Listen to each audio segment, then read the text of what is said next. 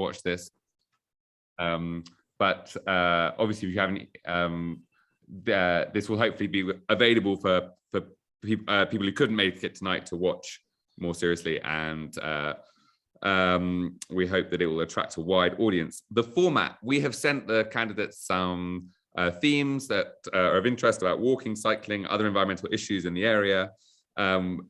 Each candidate will have a chance to make a short statement introducing their stance, so 6 or 7 minutes, and then after everyone's had a chance, we're going to pick up on some of those points, and then we're going to open up to your questions. So please do prepare your questions for the candidates, and then at the end of the session, each of the candidates will have 2 minutes to sum up their thoughts, and we are expecting to round things up before 8:30 tonight. Brilliant. So I'm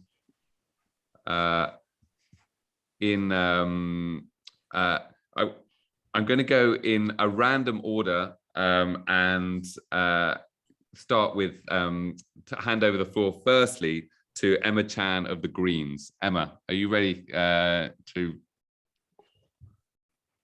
Sorry. We're just having an unmuting problem, just to show you this is live. Bob, could you unmute Emma? Bob, who's very kindly doing the tech. Thank you. Sorry, just as a technical note, it seems to reset every time, so you need to be re-asked to unmute. Just to say that, sorry, that wasn't part of my introduction. Good evening, my name's Emma Chan, and I'm one of the candidates for the Green Party standing in this election, and there's obviously a lot of ideas and values in this group that I think we sort of really value and allied with. One of the things, so I grew up in Tottenham, and I near the area that I'm standing near the ward that I'm standing for, and one of the things that I've always really valued about this place is that there are and this community is there's lots of really great stuff. There's lots of parks. I live quite close to the Marshes End, and I do kind of like conservation work there in some of my free time. I work as a doctor, so I'm kind of passionate about health, and particularly so I work in mental health, and I really think that those kind of two things go hand in hand.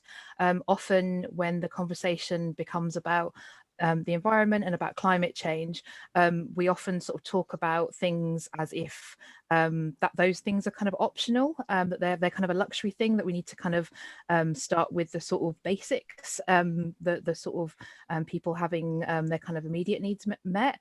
And I think that really we need to be talking about everything going hand in hand. Okay, so we need kind of access to kind of green spaces, we need sort of safe streets, we need kind of breathable air to not just kind of survive but to sort of thrive. I think that's a really kind of important principle. We don't currently have a representation on Haringey Council, but we, as the Green Party, we do sort of get associated with a lot of things. So quite often we end up when we sort of talk to people, to voters, we often end up being kind of sort of held responsible for things like LTNs, even though that's not really something that we've implemented. And obviously sort of measures to improve environmental access and sort of improve kind of air quality, improve the sort of health of our streets are things that we stand for. But I do think that some of the conversations that happen about around those things perhaps aren't as kind of involving of everyone as they could be.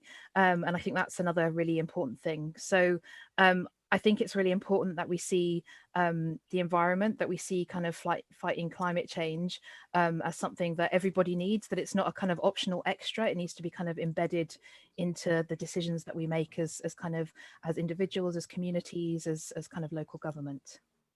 Thank you very much.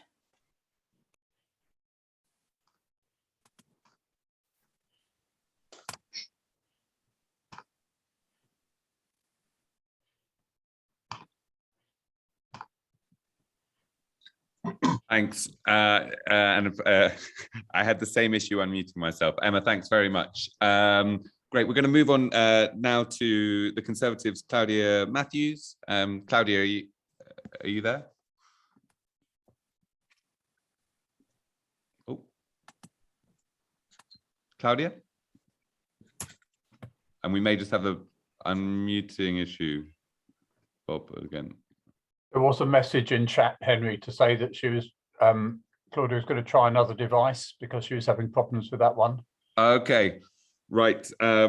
Mike, Hakata of Labour, are you there? Are you able to come through the Zoom filter?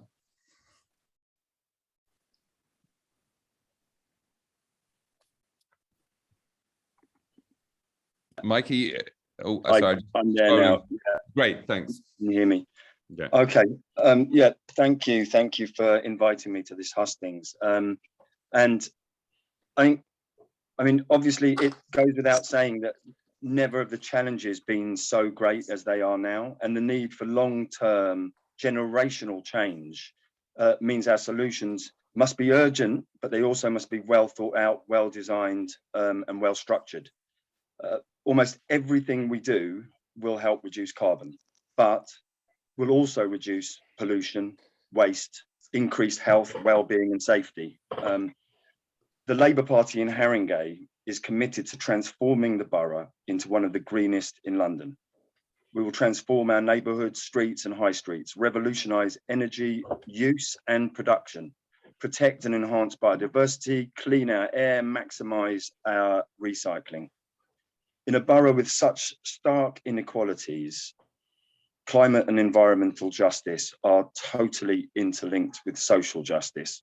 And our job going forward will be to make that transformation happen and to see that happen over the next 4 years in dramatic ways. I'll leave it there. I'll just add one final note, just on a personal one. It's half term and the cousins are all in the house, and there might be sudden intrusion, so just so you know, but other than that, looking forward to it. Thanks. Great, thanks, Mike. I thought we could be treated to a small child coming in, like with that North Korean expert. It would have been great. But and yeah, likewise at this end, children always possible, or cats or anything like that. We're going to go to the Liberal Democrat, Scott Emery, if Scott, you're there. Yes, I am, and I think my muting is okay if everybody can hear me. Congratulations on that. Yeah, again, thank you for having me. I really appreciate the chance to put forward the Liberal Democrat message. Yeah, the Liberal Democrats, we have a positive vision for Haringey.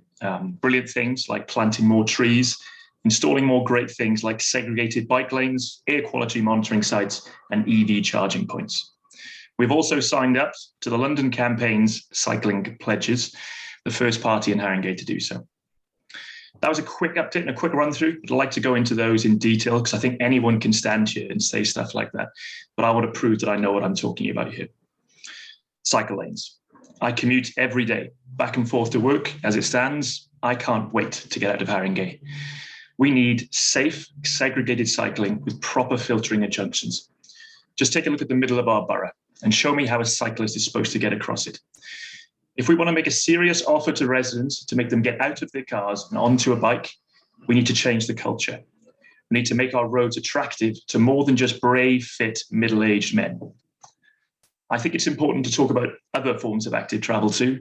So many more journeys could be done on foot. We would upgrade and widen the pavements, as well as making sure that more crossings are safe. Air quality monitoring.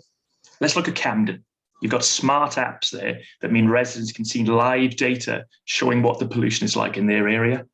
We need to make sure that our new sites are as accessible and as open as that. We'd also put forward alternatives to allow electric vehicles to be charged curbside, including running cables through safe trenches and gullies. This allows a transition towards greener vehicles, but without increasing street clutter that harms accessibility. The last thing we want is for our green revolution to lead to us paving over our front gardens.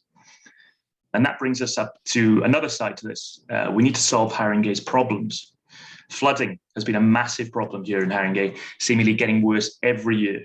We would invest in sustainable drainage systems. There are small changes as well that make big differences on flooding. You know what would make flooding less severe? More trees. Not only making our borough a nicer place to live, but improving the permeability of the ground. We'd plant 2,000 new trees over the next 4 years. On wildlife, we'd also start replacing grass verges with wildflowers, which will benefit pollinators and save the council money on trimming. Some things are expensive, some things are cheap, and certain special things like that actually are good and save money. Okay, let's talk about the elephant in the room, shall we? The number one environmental issue in Haringey. The great big 1.2 billion elephant looming over Tottenham will be polluting our air for decades to come. The Edmonton incinerator. Do you remember all the praise Councillor Ahmed got when she was the first leader to call for a pause and review? Given the chance, she refused to fix the council to that position though, giving a full-throated defence of the incinerator when we presented a motion to stop it.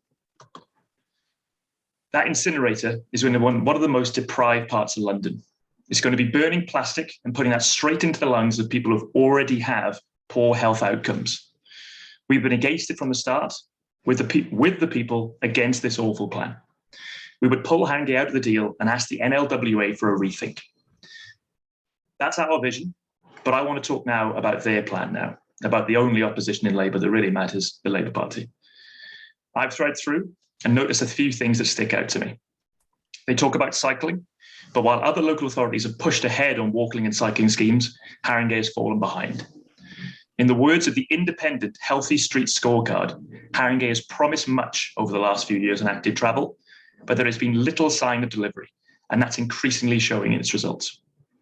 Another line I picked out, eradicated single-use plastics. It's an interesting one. I've been personally pushing on this the entire time I've been a councillor. And even when this did eventually follow through, it didn't go all the way. Your own plan is full of backdoors that still allow single-use plastics in. For instance, there's no fixed end date for the main council building in Haringey to stop using coffee cups and salad pots. Another one, LED street lighting. We first called for that in 2014, and Haringey took until last year to get with the programme. EV charging. We still haven't started looking into lamppost charging, when other boroughs like Islington already have hundreds. Lamppost charging is cheaper and easier to install. Another one, they've promised 1,000 new bike hangers in the next 4 years. That doesn't even cover the current backlog. What about all the thousands more that'll shift to cycling in the next few years? I dread to see the backlog in 2026.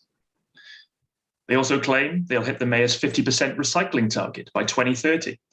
But in the last 8 years, they've gone backwards, starting at 37% in 2014, down to 30% now. Part of that 2% drop is caused by introducing charges for collecting green waste. That's the officer's words, not mine. We'd scrap it and get that recycling rate back up. You know what else they've gone backwards on? Something I've already mentioned, trees. This council has ripped out more trees than it's planted since 2018. And it's shocking that they think we'll believe them when they start to promise that they'll plant more again. They also proudly state that they'll insulate council homes by 2035. But that plan was written before the current energy crisis. When Haringey LibDems proposed bringing that date forward to help with the current soaring energy crisis at a recent full council Labour meeting, they said no. That will impact the most vulnerable in our society. Of course, the big question is, where are we going to get all this money from? A very valid point too. We don't want the council running into trouble. We'd save £40 million from the spiralling cost of refurbishing the civic centre, or the cycle lanes, the low traffic neighbourhoods, the EV charging sites, the 2,000 new trees. Every single part of it will be covered by that. So, simple question you have to ask yourself is, what do you want more? A nice shiny building for councillors to argue in, or a real plan to combat London's air pollution crisis and help stop climate change? I know what I would choose. Thank you. Thanks, Scott. I'm now going to go over to Claudia Matthews of the Conservative Party. Hello, and I'm really sorry for the beginning, just a whole mishap, but we're sorted now. Yes, so my name is Claudia Matthews, and I'm standing for the very, very first time for Conservative. I both live and work in Haringey, so this is not a part-time thing for me. I see these the effects of some of the council's decisions on a daily basis. Of all the asks of the Friends of the Earth, Conservative Party is in agreement with everything. The only thing we're not in agreement with is the low traffic neighborhoods. I will deal with those in due course. What I want to spend time though on initially is where these additional funds can be got. We know that Haringey is one of the highest council tax areas in the whole of London. We also know that it's where you get some of the highest charges for parking offences. So really there is money here, but it's just being misused. We have the worst council tax collection rates. If this is improved, we can secure even more funds. It's almost a joke that some people pay their council tax in a timely manner and others don't, and the council does nothing about it. We should really think about the fact that the council is wasting money on large property deals when there's plenty of empty properties lying around which could be dealt with first. We also have to talk about the pay of our council officials. In the whole of the UK, the Labour Haringey has one of the highest paid council officials. We're talking about 36 of them, getting paid over 100,000 a year. Let that sink in. We know that in Oxford, for example, with 380,000, they were able to retrofit 240 homes. Those are some of the places where we need to start looking at, because the money is there, but it just has to be better used. We also know that we can use private sector sponsorships, for example, because the issue of climate change is not just for the councils, it's for the whole world. It's for multi-billion pound companies, small companies, everyone should do their part. So looking into sponsorships is something that would greatly benefit us to encourage and ensure that the climate proposals and things are fulfilled. I'll now look at every issue in turn.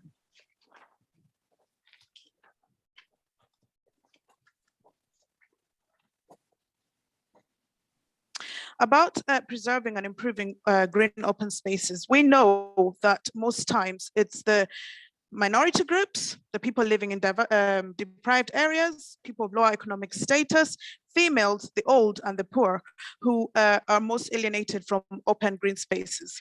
The idea is to encourage and put in place things which allow everyone to enjoy and take part in the open spaces. As I already mentioned, there are many unused barricaded properties around Haringey. This can be put to use instead of infringing on open spaces. We also need to look at putting pride back into the community. The amount of front gardens that look like pigsties is unbelievable. If everyone took it upon themselves, whether it's through community initiatives like, prizes, say, for, having the best kept neighborhood, this will ensure that every resident is aware and is involved in ensuring that their open spaces, especially the ones in front of their homes, are kept clean and tidy.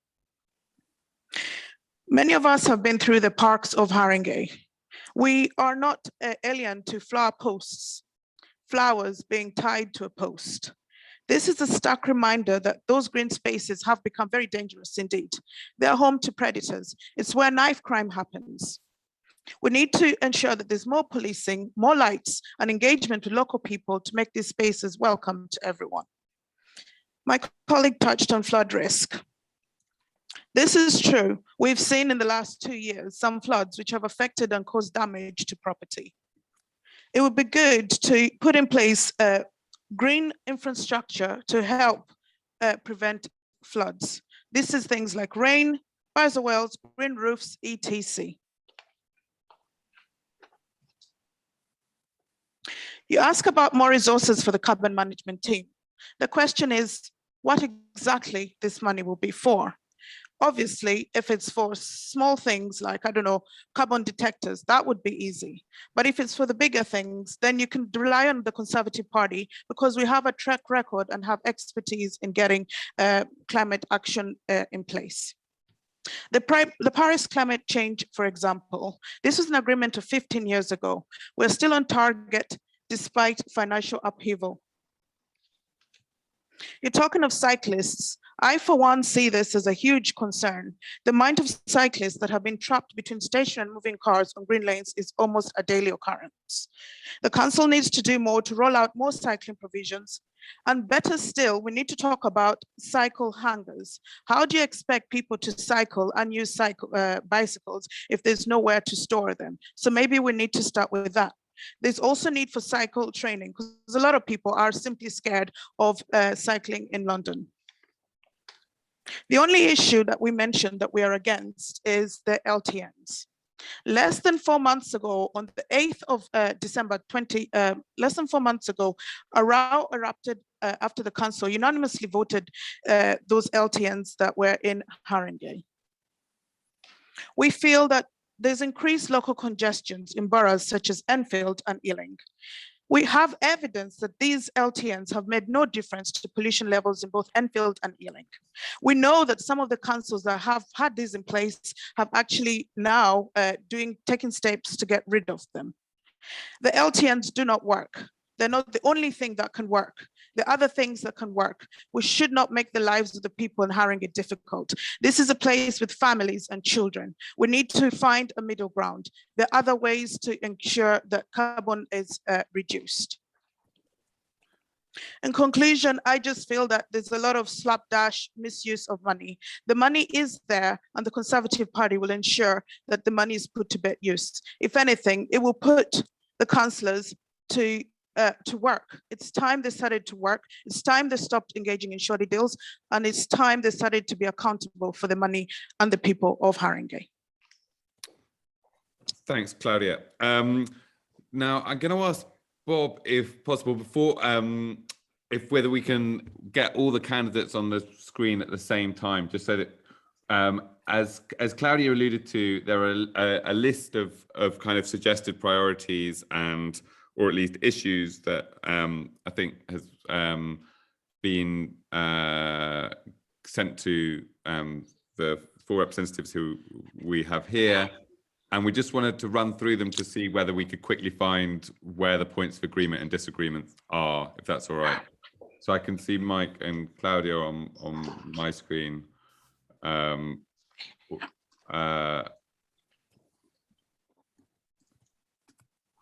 Oh yeah, and Emma. And so if we can get everyone on the same screen, what I was hoping is if people could just raise their hand if they agree with the policy or not, and then if we find a discrepancy, we can come and explore that. Great. So hopefully everyone can see the 4 candidates. Thanks, Bob, for sorting that out. Just wanted to maybe start off with maybe a slightly simple one, but among the parties we have here, which of you is committed to Vision Zero, which is eliminating all serious pedestrian and cycle injuries caused by motor vehicles? Could you raise your hand if you're committed to that? Claudia, are you? Sorry, what was the question? Whether you and the Conservatives are committed to Vision Zero, which is eliminating all serious pedestrian and cycle injuries caused by motor vehicles. Oh yeah, definitely. Okay, so we'll have all 4 there committed to that. We'll move on to which of you is committed to will recommit to preserving and improving green open spaces and not using open spaces for council house building, however important that is. So who is Mike? Are you agreeing with that, or are you not? Well, I mean, I agree in some sort of principle, although I don't agree with the idea that we have to make a choice between green spaces and building homes. We can build green homes with amenity space, with biodiversity, with increased ecology, we can do all of those things at once. So it shouldn't be an either or. We've got a desperate situation with people, 10,000 people on our waiting list who need homes. And we can't say, okay, actually, we need this green space instead. What we need to do is have excellent design from the very beginning, working with our arboriculturalists, working with our conservation officers, so that the ecological and the environmental elements, as well as the amenity elements, are not lost, but are actually increased on our housing developments that are the council builds. Mm-hmm. Okay, moving on to retrofitting insulation. Which of you is committed to retrofitting the council's own housing stock and will commit to promoting the retrofit of privately owned housing, which may be on many people's minds given the current state of energy prices? So, raise your hand. Great. Emma, just as you haven't had a chance to jump in, but yeah, how would the Green Party pay for that? So I think it's a question of, there is money there and it's just how we prioritize it. So we are building, money is going into a lot of things in the council. There is building work. There is, there are things happening, and it's about how you prioritize it. So I think it would be looking at where else money is being spent, prioritizing that. I'm going to move on to the issue of LTNs. Which of you as candidates is committed to 100% borough-wide LTN coverage and 75% by 2026? So that, I see Mike's hand raised. Does that target of 100% borough-wide LTN coverage and 75% by 2026, does that, Scott, you're agreeing with that? Claudia, I know you've made your position clear on that already. Emma, sorry, did you have a? Yeah, I think like as a target, sure, whatever. I think the problem with targets is that is that enough? And I think, yeah, I know somebody in the chat was asking about having cycling. Would we commit to kind of cycle lanes on green lanes? And I note that we do actually have cycle lanes on green lanes, just not in the Haringey side. Just as an aside. So, Scott, I'll come to you on that point of LTNs. Thanks. So, yeah, I just want to confirm, because our manifesto has something slightly different to that. So we promised 2 a year for the first 2 years, and then after that rising to 3. But we would manage to reach that 75% target by then. We just want to make sure that the laid out plan of it, the structure we have, isn't breakable with that. Okay, so that was are you referring to the second part of the target that was sent to you, but I hadn't read out, which was a minimum of 3 LTNs per year, or LTN coverage to increase by 15% of the borough per year, so that you're getting to that 75%. It's very similar, but we've done some maths with the council just to make sure that we get the figures right. So it would be 2 for the first 2 years, and then 3 after that. And while we're on this subject, and having heard Claudia's views earlier, Mike, could you respond to the point that Claudia raised about LTNs not actually improving air pollution in, I think, Enfield and Ealing was the example she gave, or is that? Well, I mean, the evidence and the data is out there in huge amounts with the last sort of 12 to 18 months of monitoring, which is that air pollution is down on almost all roads, certainly within LTNs and also around LTNs, where as long as there is a reduction in traffic, and there might be the odd road here and there scattered around where there is an increase. That is absolutely true. And obviously what has to happen there is not that you get rid of LTNs, but that you find ways of reducing that traffic on those additional roads. So, but on the whole, the positive impacts of LTNs is essentially incontrovertible when you look at the data, and that is that across most roads, and on some all roads, including the boundary roads, air quality has improved. And the point about an LTN is that it is about reducing the overall volume of traffic in the area. If you reduce the overall volume of traffic, you will increase the quality of air, because motor traffic is the biggest contributor to polluted air on our city streets. Claudia, being opposed to the extension of LTNs, what would be your solution for improving air quality and congestion in the area? Well, I think, as I already mentioned, we have to look at this solution as it relates to Haringey. Haringey is a very hilly place, especially the area where I'm going to be contesting. We're talking about the ladder, where even cyclists can make it up on their bicycles. We're talking of a situation where there's so many one-way streets. If even the bin truck is making its way down collecting rubbish, it causes a standstill in traffic. When roadworks are being done on one road, we've seen congestion for what could be up to 20 minutes or more. The people who have had these LTNs in their neighborhoods, not all of them are happy about it. But better still, where do we draw the line? Because, house prices go up where the LTNs are, and then they drop where the congestion goes. We also now know that idling cars increase the amount of exhaust fumes in the air. What we're saying is this: there are other ways we can meet in the middle for now. We have seen the places where we've put this, and the evidence has also proven that it's not working. Why are those councils taking them down if they're so great? Okay, I'll come to you briefly on to Scott on this, and then we've got another question on cycle lanes. But Henry, we've just briefly lost Emma. She something might have happened to her connection. Yeah, I was yeah. Fingers crossed she'll come back. Okay.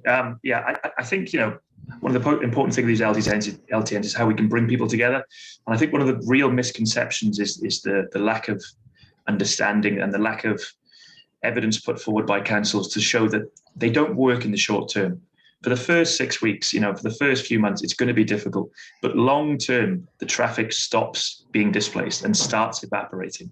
You can see this in a paper by Rachel Aldred and Anna Goodman. That's a peer-reviewed paper from 2020, and it shows that eventually, with time, that traffic disappears, and it will reduce the amount of cars on our road. I think that's the difference. That's the difference that people may not understand with it. Right. With the three of you who we have at the moment, which of you is committed to 2 additional north-south cycle lanes, or could commit to 2 additional north-south cycle lanes, and a continuous east-west cycle lane?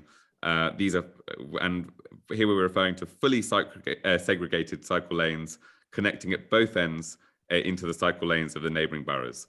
So one of the north-south lanes would be down Green Lanes, and the Haringey cycling campaign would be consulted on all routes, ideally, in its view. So does that great? And Mike, you will have heard Scott's experience earlier of being keen to get out of the borough when he's cycling. What would be your response to that? And I think it's people, especially. Oh, he needs to be unmuted. He can't unmute himself. Yeah, we'll get you back. And just so Bob, could we? Yeah, got it. Yeah, I mean, look, Scott is not wrong there, basically. I mean, it would be obviously foolish to say that Haringey is a safe place to cycle across the borough. It is becoming a safer place already, and protected cycle lanes are going in, and we've just had a number become mandatory cycle lanes, and we're going to be seeing the ones going in. We're looking at longer term interventions where we'll actually have much better materials used. So wands are a great interim, but ultimately on roads like Bounds Green Road, on Green Lanes, on Station Road, where we already have cycle lanes, and on Ferry Lane as well, we're going to be improving the materials used for the mandatory lanes. But obviously, the more of even these interim materials, the better it is for cyclists and the safer it will be for cyclists. So in terms of the east-west and north-south, Scott talked about, I think he mentioned green lanes as one of those, and we're absolutely committed to a borough border to borough border protected cycle lane. That is something that we will be seeing in the coming months. So, you know, that's something that's certainly being worked on. Also, in terms of the east-west as well. So there'll be a number of north-south corridors, Watermead Way being one, Green Lanes being another, Whiteman Road being another as well. And east-west, we're looking at the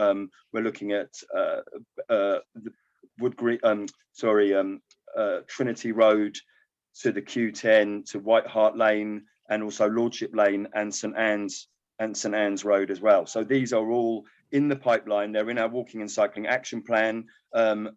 Most of these are already budgeted for and are in our work plan. Now, before I'm just going to come to audience questions in a moment, but just wanted to talk about pedestrian and walking in the borough. Do you have plans to improve road crossings in Haringey? Could I ask that to Scott? You want to ask me that question rather than me?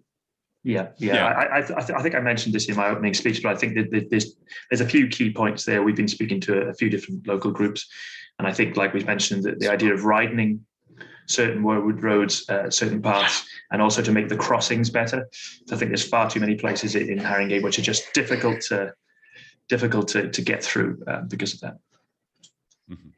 Mm-hmm. Mike? Yeah, absolutely. Obviously, as I mentioned, we've just published the walking and cycling action plan. In that, obviously, walking is a key element, and part of that, we've already committed large amounts, and that's obviously connected as well, not only to road danger reduction, but also to just public realm and public space improvement. And I think it's really important that we understand that most people in Haringey walk. That's how they get around. And what we want to do is also include that as a magnet, that certain areas of Haringey, such as Green Lanes, such as Turnpike Lanes, such as some of our other high streets, become magnets for people to come into, as Green Lanes already is in terms of the Turkish restaurants, a magnet for people to come in out of the borough. We want them to be coming by foot, and we need to be improving the walking environment in order for that to happen. So there will be, but also for Haringey residents, improving walking between parks, between leisure areas, between heritage buildings, libraries, schools, etc. And we are investing and put money towards crossings, wayfinding, pavement widening, public realm improvements, all of those elements. So walking will be very much and is very much central to our plans going forward. Mm-hmm. Claudia, do you have any points to make about walking in the borough and whether it's on road crossings or on the widening of pavements? Well, at the moment, as a resident that actually lives here on Green Lanes, right at the heart of it, sometimes walking here is impossible because, you know, the streets are full of bins. They've now put those recycling bins, or whatever they are, the big black ones, which are taking up a lot of space as well. You know, people throw, I think businesses leave a lot of big bags in the foot walkways. So, you know, when you're walking around Green Lanes, you're literally jumping over stuff. Sometimes it's not comfortable to actually, you know, stand and talk to someone, or for two people to walk comfortably and uninterrupted. So these are some of the things that, you know, we need to look at. Obviously, there are restaurants and stuff around which also bring in a lot of people. So, you know, the streets can be very overcrowded sometimes in Green Lanes. Mm-hmm. Great. I'm going to pass over to Tim Root, who is been kindly gathering together the audience questions, of which you'll have seen we have several thousand to get through in the next half an hour.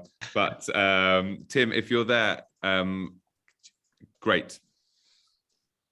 The first one is from Anita Chandler, who asks, what will the candidates pledge to do to ensure that Haringey's pension fund divests?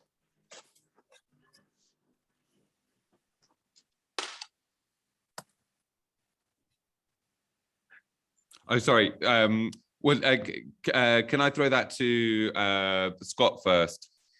Yeah, more than happy to. So we've long been campaigning on this issue, actually the last 4 years.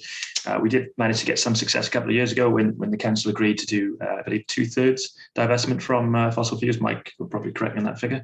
But we would push to completely divest the fossil fuels from the pension pot from the fossil fuels investment. Now, this is a monetary issue. Obviously, the council is going to lose money on this kind of situation. But the problem is that profit that we're making from those investments is being built on the back of destroying our planet. And I don't think that's fair. So personally, in my opinion, we should be fully divesting the pension pot. Claudia, what would you do to divest from fossil fuels for council? Well, I guess this is something in everyone's mind at the moment. I think at our stage, this is something we're not really scared of doing because it's something we have a lot of expertise in. As you know, the Conservative Party have a team who have for years been handling issues to do with fossil fuels and the like. Bear with me 1 second. We're still on target on a lot of our Paris climate agreements from 15 years ago. And we do have the largest offshore wind farm projects in the world, and we are still expanding these. So this is proof that, you know, the Conservative Party does take climate change very seriously, and we are putting in place long-term objectives to combat the fuel. Mike, on divesting from fossil fuels. Yeah, well, Scott is right. 75% of our investments are in low carbon technology. So absolutely. Now, the reality is we also have fiduciary duty. It is our pension fund after all. And as Scott just mentioned, you know, to get to 100% right now would essentially mean that the pension fund would be losing money. But the direction is for it to get to 100%, and you know, our finance team is focused on trying to find ways in which that can increase incrementally as soon as possible. And 75%, by the way, is higher than a large number. In fact, probably most local authorities. Do you have a date in mind there, a deadline? Well, I mean, it's one of those things. I mean, it is just about as soon as we can. And it's that last 25% is the most challenging because it has to be something where we are not losing money on our pension fund. But, you know, I think the best that I can say is that we are committed to getting to 100% and we are working towards to 100%, and we'll do that as quickly as possible. Sorry, Emma of the Greens is sadly still having connection issues, so we'll get her back as soon as possible. Tim, any more questions? There's a question from Louise Wass about what would you do to reduce private car ownership, and do you have car use reduction targets? Claudia, can we start with you on that one? I think at the moment it's about making cycling easier, more accessible for everyone. Well, actually, there's two things we can do. We now have the electric vehicles. We believe that this is the right way to go. And we think that we can do more by providing, say, charging points for vehicles here in Haringey. This will increase the usage of electric vehicles. The other thing as well is cycling, as we've talked about. But again, this will need cycle lanes and things like that, and storage facilities to encourage people to cycle instead of use their vehicles. Mike. Yeah, well, obviously the low traffic neighbourhoods, you know, will be one of the key elements, and there, you know, studies again have shown where there are low traffic neighbourhoods, there is a reduction in car ownership as people opt for more active modes of travel, for using public transport, etc. Also, so that will be obviously a key element of it, and it is something that again is being shown to work. Also, we're looking at how we can expand our car clubs across the borough, and I mean, I think certainly from my point of view, but I know also in the transport planning team, the ultimate sort of ambition would be to have as many car clubs, almost as if we could get a car club for almost every street, that would be perfection. So that's one way. Also, I mean, Claudia talked about EV charging, but actually, obviously, EVs are cars. And what we want to do is to reduce the overall number of cars on our roads. I think a mixture of car clubs and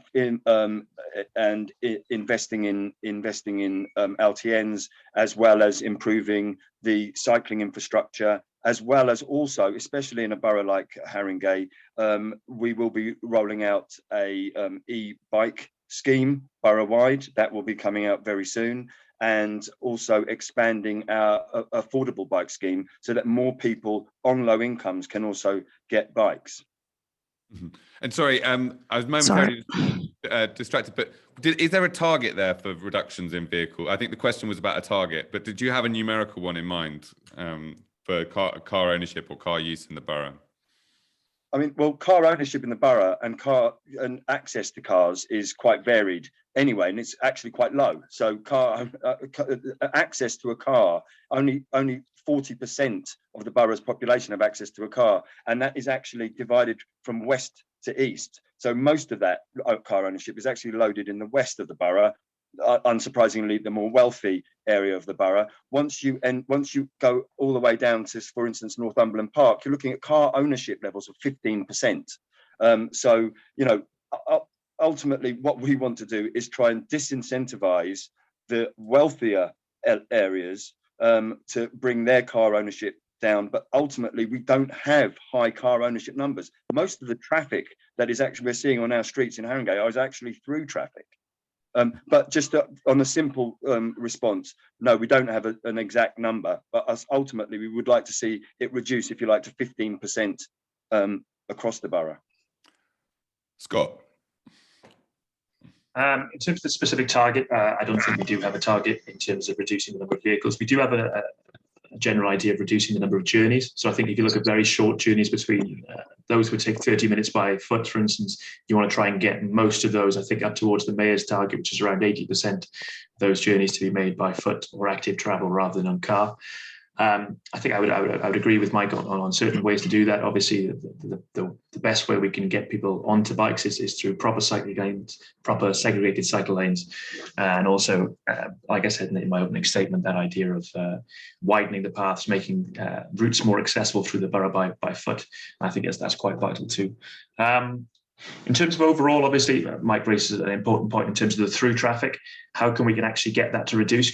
Because one of the main issues here is that there's so many rat runs, there's so many roads that are being used by motorists just to get a quick cut through, and those are going through residential streets. And then how can we reduce that? Is a way we can look into with these low traffic neighbourhoods, I think. Great. Emma has had a quick costume change and is back as a rather different. No, Harry, who is a candidate in Harry Chrispin, who's a candidate in St Anne's, has kindly agreed to step in while she has connection issues. So Harry, on this question of whether you have car reduction targets or car use or ownership reduction targets for the borough. Yeah, thanks very much for having me, Emery. And yeah, sorry about the connection issues. I'm pleased to step in on behalf of the Greens in Haringey. We don't have any specific targets, but I think what is clear is that car ownership needs to decrease. We share our streets with these combustion vehicles, and it simply can't be done for too much longer. The target eventually would be to reduce car ownership overall, or at least shift that to electrified vehicles. Now this needs to be done in a number of ways. It's not as simple just to expect people to not use their cars. It's a multifaceted issue, and it needs some proper planning. But that's why we as the Greens are standing in Haringey. Just one Green voice on the council can make such a big difference you know, we're experts in this area. I've seen a lot of posters being handed around recently. You know, if you want a greener Haringey, vote red. Greener Haringey, vote yellow. But if you want a greener Haringey, vote green. We've got the expertise to make sure that these issues are at the forefront of the council's plans. But no specific target dates. But we'll go as far as we can, Emery. Thanks, Harry. And I regret that we've ended up having five men and 1 woman, which is something we tried to avoid. So sorry, and Claudia, sorry. No, that's fine. You're outnumbered in that respect. Tim, could we have more questions? Yeah, we have one from Jay Carter, and some other people have asked similar questions as well. And Jay Carter says, in view of the need to tackle the climate emergency, what do you plan to do about the planned incinerator in Edmonton? Okay, I think we got Scott's view on that earlier. Maybe could we go to Harry first on that? Yeah, of course. The incinerator just simply does not fit in with any climate emergency plan. The emissions are dangerous. The emissions are also unequal. It's impacting one of the most deprived areas of not only the borough but of London as well, and it simply shouldn't be going ahead. Plans need to be rethought, and we need to think through this thoroughly. Waste shouldn't really be incinerated at all. I understand that it is producing electricity, but it's losing really valuable resources. We need to increase cycling rates. We need to increase education about segregation to make sure that all of those precious resources that we're using in our house are recovered and put to the best use. It's completely incompatible with the climate emergency, and we need to act as soon as possible on this and put some different plans in place. Mike, the incinerator. Well, it's what I would say is we have got an incinerator. It was there before this new plant came along, and I think what needs to be taken into consideration first and foremost is that we produce 600,000 tons of waste a year in the combined North London boroughs. So to say that we would just, as Scott said, pull out, I'm sorry, but actually you are then opting in to a serious amount of I'd call it waste, waste imperialism, where we're sending waste left, right, and centre at huge cost, by the way, including into our oceans, into landfill, into incinerators, which are far, far less environmentally friendly. Remember, this is a publicly owned one. Now, that doesn't mean that we should just sort of sit on our laurels and say, okay, we've got this. And no, we need to do absolutely everything we can to reduce, to reuse, to repair, and to recycle. And we need to do that as a collaboration between the 7 London boroughs and our communities and our campaigners, and we need to redouble our efforts, which is what we intend to do to ensure that. Now, you can do both, and I've heard it said that incineration, it's either incineration or recycling. Well, actually, the nations in Europe that recycle the most and are beacons of environmental standards, such as Germany, such as the Scandinavian countries, such as the Netherlands, have the most incinerators. Now, that doesn't mean that they should.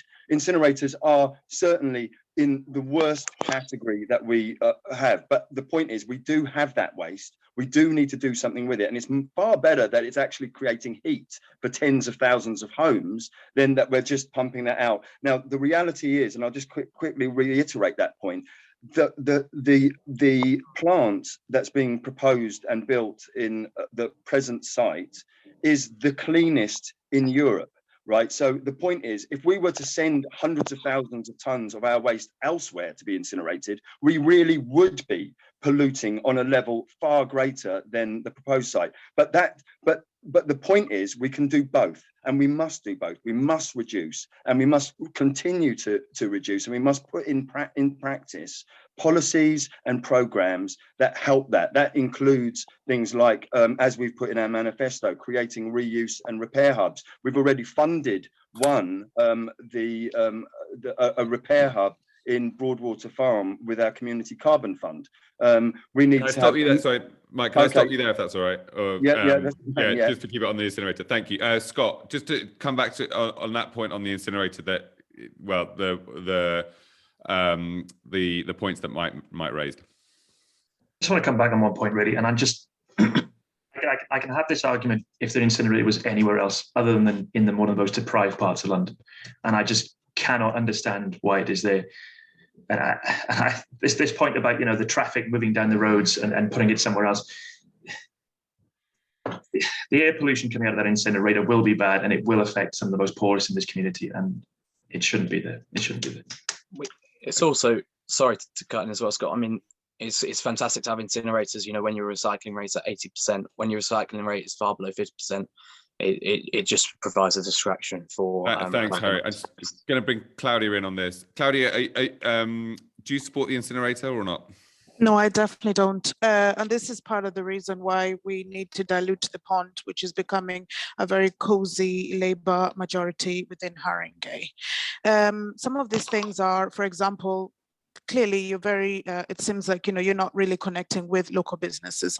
We know that 90%, well, a good number of people do shop and get their food locally here within Haringey. So no, there's lots of things that you could do from the outset to reduce that level of waste, where we need to reach the levels of having to, you know, put in place an incinerator. And as one of the speakers said, you know, this is again being put in one of the low, you know, the poor areas of Haringey, who cannot complain or have anyone to oppose, you know, your decisions. It seems like, you know, you will probably, you know, go along and continue to do this if there's no opposition, and very soon. Tim, could we get another? Hopefully, we'll have time for another few questions, and then the candidates have a time to wrap up, and we're still aiming to be done within half an hour. Anita Chandler asks, 50% of Haringey residents don't own cars. How would you protect their rights to breathe clean air and to have ease of movement? I know that a lot of you have already spoken in broad terms about this, but perhaps I mean, this might be a sort of a chance to tackle this from the point of view of some people with cars. Obviously, have some concerns about policies being introduced. Other people may not do. I mean, how do you get around with some of the policies on air pollution that you've mentioned? How do you get around the problem of the sort of competing interests? I mean, might be one way to take this. Anyway, but can I go to Harry first on this point about protecting air quality? Yeah, sure. I didn't quite catch the full question. What was the first aspect of it? Sorry, the question was, how would you protect the rights or to clean air of the 50% of people who of residents who don't have access to cars? I think. Yeah, who don't have cars. Yeah. Yeah. Great. I mean, we've covered it in great detail. Like we say, the car ownership is fairly low, but the air quality is very poor of Haringey. It's not going to change overnight, and we can't make it change overnight. You know, people still need to get around the borough, and some of those people do need to drive. The transition to EV isn't going to happen overnight, so there's a lot of talk on EV chargers, but quite frankly, it doesn't help pollution here and now. I think what we can do straight away is improve bike lanes and improve the segregation of them to make more people comfortable with cycling. We've covered it a lot today. They need to be safe. People need to be willing to go on those cycle lanes. Beyond that, we have to prioritise pedestrians. You look how much space in the street is given to cars. It's almost abhorrent. It's crazy. We need to widen our pathways and encourage low traffic areas and, again, the appropriate areas to make sure that people can get around the high streets. Plenty of policies, and Haringey just isn't doing enough just at the moment to have all that. As all residents, I think we'd all agree that we can go further with those simple and fairly easy to implement measures. Mike, if I can just interpret Anita's question a little bit, I guess some people might feel that the 50% is quite a lot of people who don't have access to cars, and they're not, maybe perhaps they don't always come across as half or the majority of residents. Is it inevitable that all LTN schemes, all the air pollution initiatives you want to do in the borough just become, locked down in very aggressive battles over the rights of car owners against the right and the rights of people who don't have access to cars become slightly forgotten? Well, I mean, the statistic, the ratio is 60 to 40, right? So 60% of the borough don't own a car. I think I heard you say 50, but I might have got that wrong. But 60%. So the vast majority of people don't. And in the lower income areas, that's where that increases massively in terms of access to cars. So this is a social justice issue, and I'm slightly dismayed that others on the panel are talking about that we need to move to EV. We need to actually reduce car ownership, and we've got to remember that PM particulate matter pollution is produced by car wheels and tires, etc., and that is also a polluter in terms of the air that people breathe. But cars are more than that, also kill people, and they injure people, and they prevent people from wanting to go out and walk and take in the air and get from place to place. So there are huge issues with car ownership in our borough, in terms of car use in our borough, that we need to deal with. Now, in terms of our clean air, sorry, just to keep on to bring it back to clean air, we've got a pollution officer. We've actually just advertised for a new pollution officer and put in a budget for an additional pollution officer. We intend to tackle air pollution as a massive priority. We've invested in 37 air monitoring stations, diffusion tubes around the borough, plus we've had 6 live AI air monitoring, which will be monitoring air around 6 of our schools 24/7 with data available on tap. And the majority of those, by the way, have all been installed in the last few months. We publish an annual air monitoring report, which is available. We look to always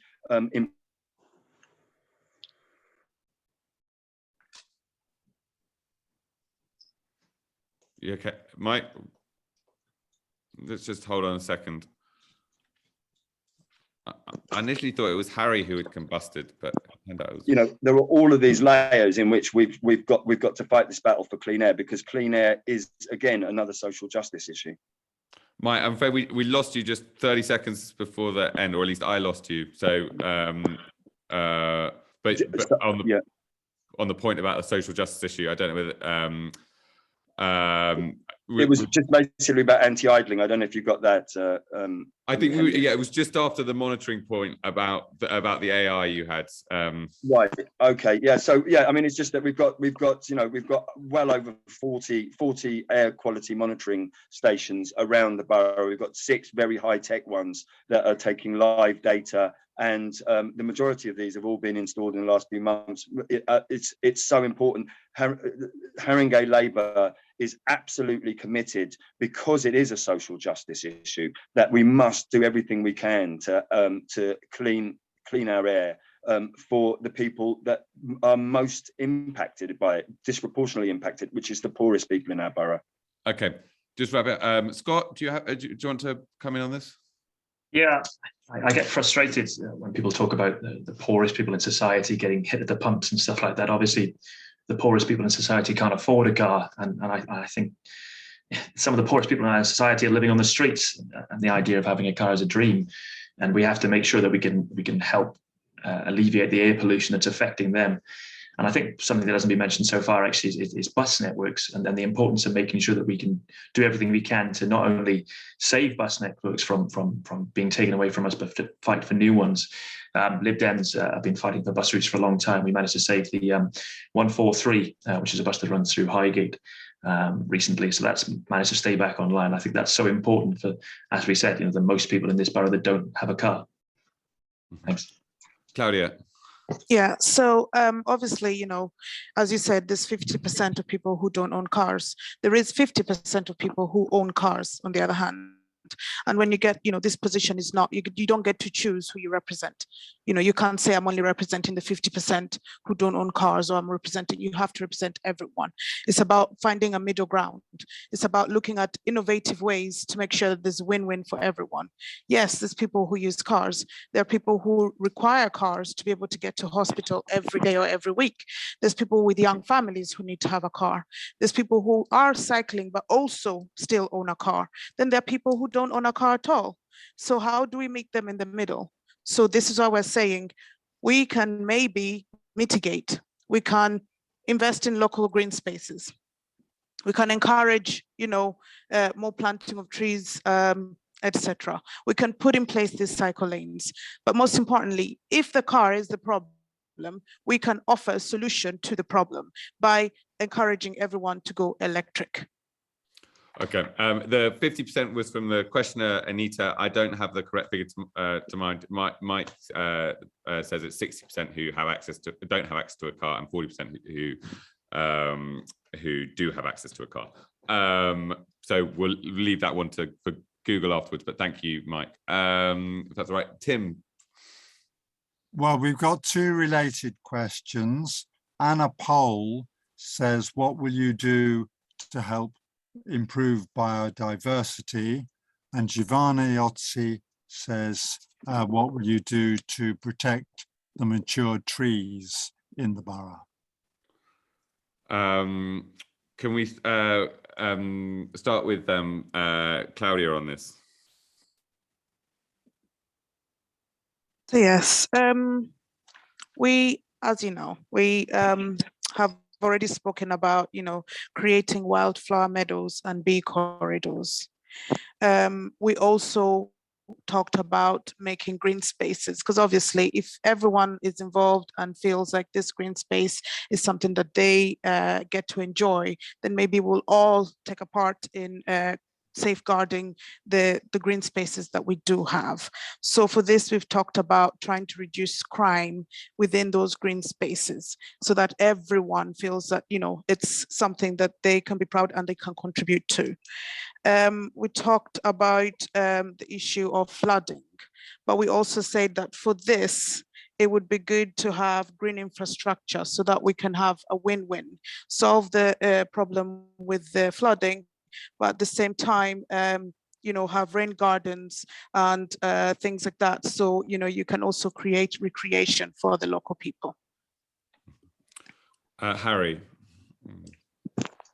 Yeah, I think it's a great question on biodiversity, and obviously biodiversity and increasing access to public space, green spaces, and the quality of those green spaces is a central aspect of the Green Party. But I don't want to take up too much time with the question, but what I want to touch on first is the tree aspect. We're talking about improving biodiversity, but Haringey Council are regularly cutting down trees. I mean, I campaigned one just around the corner where there are trees lining roads. They seem to be targeted and cut down.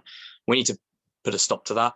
Even when I asked for further information and pushed on this, it's very difficult to understand what the strategy of the council they've got in place to put an end to this as well.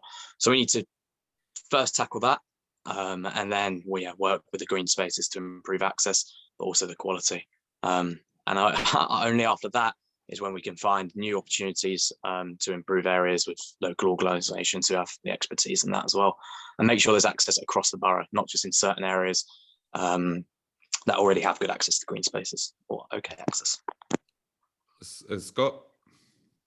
Yeah, I think the tree one that Harry just mentioned, I myself have been on the ground with in Queenswood when the AXA kind of situation happened, in terms of some very old trees being felled because of some subsidence issues. And I've spoken to residents about that, and very strong feelings in the community about not trying to save those trees. And I think it comes back to a national issue for us. I think we need to push the national government to change those rules to make sure we can protect those trees, because at the moment the councillors, the liability falls on, unfortunately. I've already mentioned as well in our manifesto that we have a plan to rewild grass verges around roads. That's something that will help wildlife come back. Another thing that we've constantly been against the last few years is development on Pinkham Way. I'm not sure how many people know the site on Pinkham Way, which is to the north of the borough near Collyhatch Road. I visited the site a few years back. I think Mike might have been there as well, actually, I'm not sure. And the wildlife that has just come back to that area since has been dramatic since the site was last used for development back in the middle of this last century. And we really should protect an area like that because it's such a pro-wildlife area, and it's a little corridor as well that just blocks off the North Circular. So yeah, I think the Lib Dems really would prioritise trying to save wildlife for certain. Yeah. Great, Mike. Yeah, thanks. I'll start with some of the things that we're doing and that are in the budget and that we're moving towards, and I'll finish with trees. I mean, so we've just had there are 57 sinks. Well, there have been 57 sinks in Haringey sites of importance for nature conservation. We've undertaken a review and a specific project in which to increase those, and have now had 10 more designations for sites of importance for nature conservation. We have pledged to create 3 new nature reserves, and we have also, so underpinning everything is this idea of active intervention to protect ecological diversity, create, extend, improve, and that's what we're doing there. We've put money. We've got £500,000 that have gone into trees, as well as wildflower meadows that people have been talking about, wildflower meadows and bee corridors, which obviously is absolutely important not only for the pollinators, which we need to support, but also soil. Obviously, healthy soil is an incredibly important carbon sink as well. So, the wildflower meadow program that was going to be rolled out this year will be key to that. And also part of that obviously is community engagement and getting the community involved in those projects. And that will include tree planting, tiny forests, orchards, community gardens, pocket parks and parklets, as well as rainwater gardens or sustainable drainage systems, as they're called.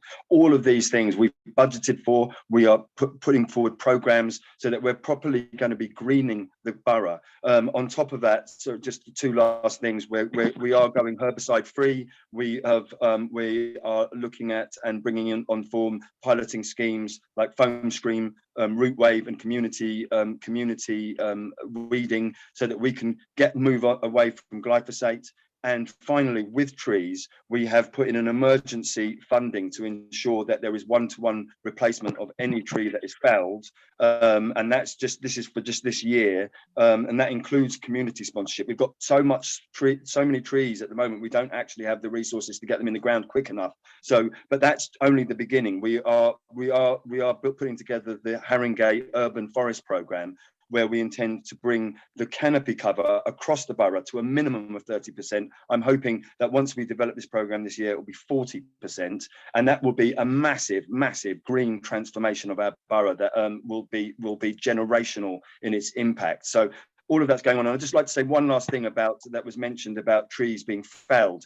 Trees are felled for many reasons. Trees are felled across the country, and they're felled because they're diseased, they're dying, they're a danger to human life. And unfortunately, obviously the only choice then is to fell them. That is an ongoing process everywhere, right, globally, not just in Haringey. Haringey hasn't got it in for trees. But there is also the issue, as Scott pointed out, that there are insurance claims against trees. Now, those insurance claims can run to hundreds of thousands of pounds per tree that the council is liable for. And you've got to realise that, I don't know if you can hear me still, yeah, that money has to come out of a pot where we are also funding essential services. So we cannot, we fight for each tree, but we cannot save every tree. But we are looking at how we've expanded our tree maintenance team. That's one of the ways in which we can then obviously save those trees, and that's ongoing and is happening now. And we're also looking at how we can still invest more in some of those insurance claims and going, actually, you know what, we will save this tree, but we do fight for them. We do fight very hard. Our legal team, our insurance team fight very hard, and sometimes over many years, to save these trees against those claims. Great. I think that's all the questions we have time for, and we should give each of the candidates a chance to wrap up. And Tim, I don't know whether there's anything. Maybe we don't have time time to go round, but if there were any other questions just to float out there that candidates could come to in their summing up if they wanted to. I saw one about making sure children have access to cycle training. Were there any others?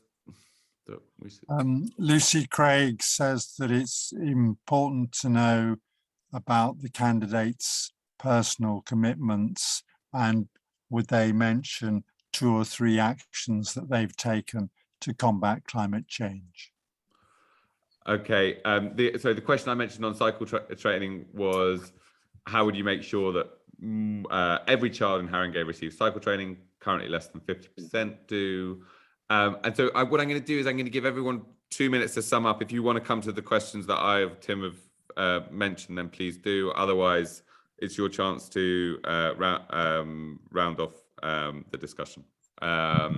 So I'm going to go in the reverse order that we just had, which was and start off with Mike.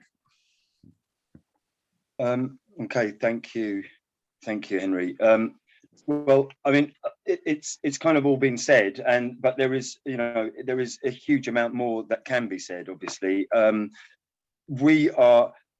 It was said earlier, if you can vote yellow and get green, you can vote red and get green, you can vote green and get green. Well, that's a nice bumper sticker, but the reality is that Haringey Labour in what we're doing already and what we are planning to do and what we pledged in our manifesto is the greenest. We are committed over a 4-year period. So we are talking over an incredibly accelerated and short space of time to making this one of the greenest boroughs in London. We intend, the tree grow, the tree planting program, the urban forest is something that we'll see, well over 10,000 trees, thousands and thousands of trees across the borough, transforming this borough. We will be, the expansion of low traffic neighbourhoods as well, step by step. We've already got 3 coming in this year. We're starting the process of the next 2 large LTNs on consultation that they will start later in the year. So we are absolutely committed to a low carbon future, a green future, a safe future for our children. And it doesn't matter what the government is up to, and they're up to very little in terms of back any of their words with real commitment and real support. We're getting on with it as Haringey Labour, as the party in power who actually can make those changes and are making those changes. So I think we could talk about so many things beyond this, and in terms of renewables, in terms of energy production, we're looking at, for instance, we're exploring how we can produce our own energy in Haringey. 1.8 megawatt wind turbine, for instance, that would be powering thousands of homes. On and on, we are coming up with the solutions, and we're implementing that solutions, and you will see that change and that difference over the next 4 years. Thank you. Thanks, Mike. Scott. Yeah, thanks for that. And again, thank you all for inviting me. I really appreciate it. I'm going to come to those quick questions first. Cycle training for children. I think that's really important. I wasn't aware of that figure. That's so low. Something I'll definitely be focusing on the next few years of my terms of office if I do get elected. 3 things that I do personally. So I donate to some great charities. I donate a percentage of my council salary to a charity called Cool Earth. There is a charity that saves rainforests in South America. I think that's a fantastic charity. I take all short EU journeys by train. I never take an internal UK flight. I think that's ridiculous. As I said earlier on, I commute by bike. It's 15 kilometers each way, and it's exhausting, but I think it's much better than being stuck in a car. But yeah, I just want to reiterate our plans. Cycle lanes, trees, school streets. And this isn't pipeline stuff. And what Mike meant earlier by that was that they're waiting for grants. We would do this straight away. We have money backed up straight away that we can put straight into this. So coming on to some of the other candidates, I feel some political closeness with the Greens. PR is such an important thing to me, and the Greens feel a similar way about that. But unfortunately, in most wards in this borough, they've only sent one candidate. And I think that shows me that they're not really fighting this election as much as we could have. The Conservatives, there's a few points I agree with, but she's right on one thing. We are spending far too much money, the council spending far too much money on certain political advisors. Labour Party has 10 political advisors, I believe, and we have committed to scrapping those if we do come in. I think that's a bit pointless, really. So, yeah, this election, as I reiterated by those points earlier on, is going to be between the Liberal Democrats and Labour. There are only Liberal Democrats and Labour candidates standing in all wards, and there's only LibDem versus Labour candidates on the council at the moment. This Labour Party has been in power in Haringey for 60 years, and we can see what that does. It'll fall behind on so many things. Please, if you want to make a real difference in the climate, vote for the Liberal Democrats. Thank you. Thanks very much. Harry, if I can come to you. Yeah, thanks very much for having me and let me step in. Appreciate that. Yeah, questions first of all. Yeah, the cycle scheme, fantastic. What I do for climate emergency, I work as a sustainability manager for a global hotel company. So, you know, the Greens, we are experts in this subject. Yeah, Mike, thank you very much for agreeing with my bumper sticker slogan. But it's not a pipe dream, it is very much reality. We are the Greenest Party, and we wouldn't be having this conversation if we were comfortable with the level of green policies in Haringey. What I will end on and urge you all to consider is, do you want to have this same conversation in 4 years and have the same parties, Labour in control, but LibDem, the vast majority of questioning Labour's policies, again, repeating, vote greener Haringey, vote red, vote yellow? No, what we can do is 1, 2, 3, 4, just a small number of Green Party councillors can make a massive difference. We've seen Green Party councillors increasing across the UK, and in those areas, they're having a really big impact. Take Caroline Russell in Islington, for example, really pushing green policies forward. We only need 1 or 2 voices, and your vote will make a difference in this elections. So if you want a greener Haringey, do vote for Greens, and we can be that green voice for you. Claudia. Yeah, so I actually grow my own food. So this is vegetables, fruits, and you'll be surprised to hear that although I live just off Green Lanes itself, we grow our food in boxes and pots and things like that. Last year alone, we had the whole neighborhood growing, and we had bees, and it was just such a lovely thing. We had fresh tomatoes, and that was our contribution personally. So at the beginning of my presentation, I told all of you that the money was there. That this was not an issue about money, but it was more about how the money was being spent. I'm sure you've all listened, especially to the Labour representative. He has said time and time again that the green issues are budgeted for. Then we had a lot of excuses why, after 51 years plus, these green issues have not actually taken place or been dealt with by this council. After 51 years of wasteful Labour, it's time for change. The people of Haringey deserve better. We therefore put it to you that you're better going with the Conservatives. They're the only party that have the funds, the experience, and the expertise to put Haringey in a better position. Thank you.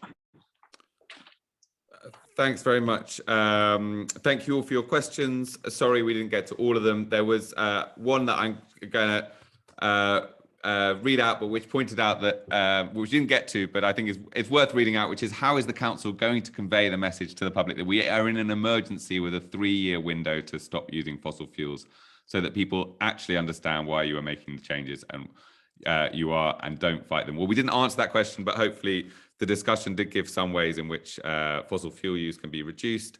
And I also hope that the dead flowers behind me do not give too bad an impression about the sort of green future of Haringey. Thank you all very much for giving up your time. This recording, I think, will be made available via the various sort of forums and sites. But thank you very much to Friends of the Earth, Tottenham Wood Green, Sustainable Haringey, Haringey Cyclists and Living Streets, and their campaigning work for better cycling and pedestrian access in the borough. Great. Thank you all very much. Thank you. Thanks, Henry. Thanks, everybody. Thanks all. Have a great evening.